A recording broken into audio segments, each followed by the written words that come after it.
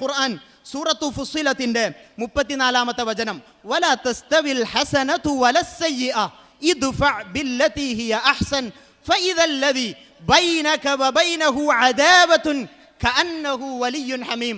വലാ തസ്തവിൽ ഹസനതു വലസ്സയ്യിഅ, നന്മയും തിന്മയും സമമാവുകയേയില്ല.